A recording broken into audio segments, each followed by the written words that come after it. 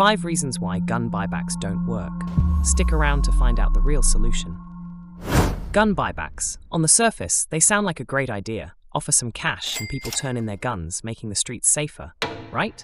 Well, not quite.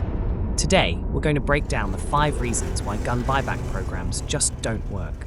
And trust me, you'll want to stick around to the end because we'll explore the real reasons gun violence persists and what could actually help reduce it. Reason 1. Old and non-functional guns. Most firearms handed over in buybacks are old, outdated, or even non-functional. A study by the National Institute of Justice found that 95% of the guns collected during a Seattle buyback weren't the types used in crimes. In short, they're not getting the weapons that pose a real threat. It's like taking broken toys out of a sandbox and expecting kids to stop playing altogether. Sure, it makes a nice headline, but it's not making anyone safer. Reason 2. The wrong participants. Buybacks attract the wrong crowd. The people lining up to trade in their guns are law-abiding citizens, not the ones involved in criminal activities. A study from Johns Hopkins Center for Gun Policy and Research showed that criminals and gang members, the folks you really want to target, aren't handing in their firearms. Why would they? A quick cash payout isn't worth the risk of leaving them unarmed.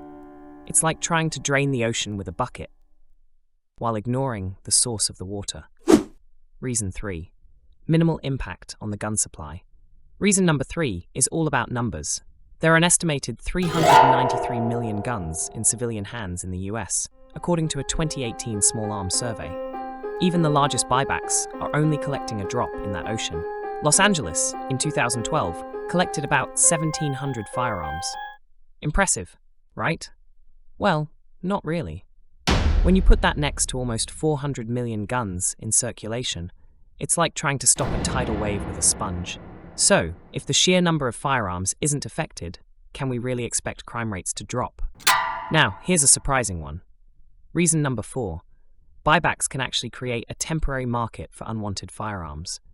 In some cases, people buy cheap or broken guns just to turn them in for a profit during buyback events. In New Jersey's 2013 buyback, participants admitted they were offloading useless or damaged guns to make a quick buck. So, instead of reducing the number of dangerous weapons, these events sometimes just become an opportunity for people to clean out their attics. And finally, reason number 5. Gun buybacks have no measurable impact on crime rates. A study published in the journal Injury Prevention found that cities holding buybacks saw no significant reduction in firearm-related crime or injuries. Places like Boston, Chicago, and Baltimore have hosted numerous buyback events and yet continue to struggle with high rates of gun violence. Why? Because most gun crimes involve illegally obtained firearms, and buybacks focus on legally owned ones. So while a buyback might clear out a few closets, it's not clearing the streets of crime. So, if buybacks don't work, what might? Here are 4 steps that could make a difference. 1. Community-based violence intervention programs. Work directly in communities to mediate conflicts and support at-risk individuals. 2. Tackle illegal gun trafficking. Focus on shutting down illegal gun sales and improve background checks. 3. Education and training. Promote responsible gun ownership and conflict de-escalation. 4. Address mental health and economic issues. Invest in mental health support and economic opportunities to reduce violence in the long term.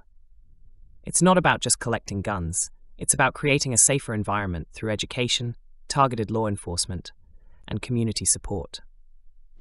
If you found this breakdown eye-opening, check out our next video. See you there.